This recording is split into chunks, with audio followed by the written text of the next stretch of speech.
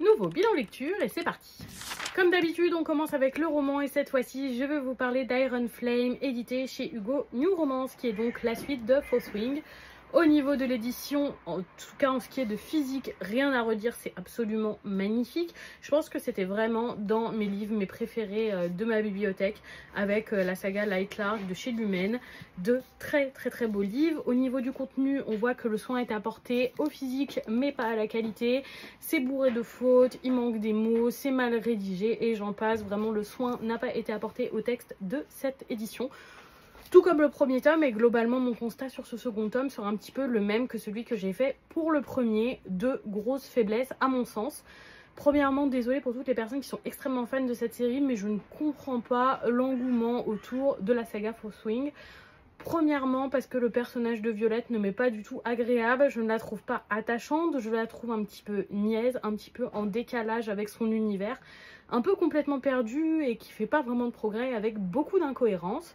Je ne suis pas non plus fan de sa romance avec Xaden, que je trouve plus être là pour le cul que pour une véritable romance, ce qui est très dommage. Au niveau de l'univers, franchement, j'avais adoré l'idée de base. Les dragons, je trouve ça super intéressant. L'univers est plutôt très bon, mais totalement sous-exploité pour laisser place plutôt à la romance de Violette et Xaden, qui est beaucoup trop longue sur ce pavé.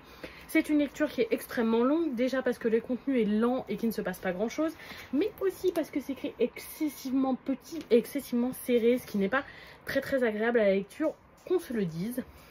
Je regrette aussi la faiblesse de la plume, que ce soit au niveau de la richesse du vocabulaire qui est inexistante ou au niveau de la qualité des descriptions qui est globalement très mauvaise. En toute sincérité, j'ai rarement lu des descriptions aussi mauvaises depuis que je lis. Je trouve que ce n'est pas clair, ce n'est pas fluide, ce n'est pas très compréhensible. J'ai finalement abandonné ce volume un peu après la moitié parce que je lui ai trouvé les mêmes lacunes que Fourth Wing et franchement j'avais aucun fun à le lire et je n'ai pas aimé. J'ai lu par contre un résumé bien détaillé pour savoir la fin du tome et pour savoir si j'avais des regrets et finalement pas tant. C'est dommage parce que je pense que l'univers était incroyable et aurait pu être super bien exploité, mais je n'aime rien d'autre de cette saga que l'idée globale de l'univers, ce qui est trop faible pour que je continue. Je voulais lire Iron Flame pour savoir si je prenais Onyx Storm. Le tome est franchement absolument sublime, mais je passe mon tour. On continue avec une bien meilleure lecture et qui ne me déçoit jamais. Il s'agit du 15e et avant-dernier volume de Shinoko, un de mes mangas préférés. Et franchement, ce titre édité chez Kurokawa ne me déçoit absolument jamais. On arrive sur la fin, le suspense est à son comble. Et même si je vois venir pas mal de finalités, je ne vois pas venir la finalité pour le personnage d'Aqua. Et ça me rend terriblement curieuse. J'ai juste un certain malaise pour cette espèce de relation qu'ils ont installée entre lui et Ruby depuis la révélation de leurs véritables identités. Ce sera mon seul bémol.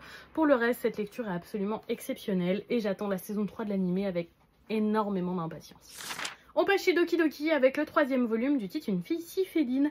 J'aime beaucoup cette romance. Premièrement parce que j'apprécie énormément être plongée dans le regard masculin pour une romance. Je trouve que ça change et vraiment je prends beaucoup de plaisir. Au-delà de ça, j'aime beaucoup nos personnages que je trouve très attachants et bien écrits. Et le bonus, il y a des petits chats dans tous les tomes et ça, c'est super efficace sur moi. On reste dans la romance avec le second volume de C'est de l'amour crois-moi, édité chez Kana. Et franchement, j'ai une très bonne surprise pour ce titre. D'habitude, je suis plus très fan des romances lycéennes type shoujo assez classiques. Je ne m'y retrouve plus tout simplement parce que je suis peut-être un peu trop vieille pour m'identifier, mais franchement cette lecture est pleine de douceur et les dessins sont absolument sublimes. Je vais vous montrer une planche sans trop vous spoiler et franchement j'adore cette lecture. J'apprécie aussi que la romance avance très rapidement et voilà, juste un très bon shoujo, j'apprécie beaucoup. On termine ce bilan avec une autre romance, décidément on en a eu beaucoup. Il s'agit du 8e volume de The Blue Flowers and the Ceramic Forest, édité chez Mangetsu, une romance de 2 personnages adultes qui travaillent dans le milieu de l'artisanat. Et j'ai été très étonnée par le contenu de ce 8e tome. Attention, à partir d'ici ça spoil. C'est bon. J'ai été très étonnée que Aoko et Tatsuki se séparent dans ce tome, même si je comprends totalement les volontés qu'ils veulent et je sais à 100% qu'ils vont se remettre ensemble, ça me paraît absolument évident. Mais j'ai été assez étonnée et même si la finalité est plus qu'évidente, je suis très curieuse de voir le chemin qui va nous y amener. Et voilà pour ce bilan lecture, dites-moi si vous avez lu ces titres ou certains vous tentent, je serais curieuse de vous lire et surtout je vous souhaite une bonne soirée tout le monde.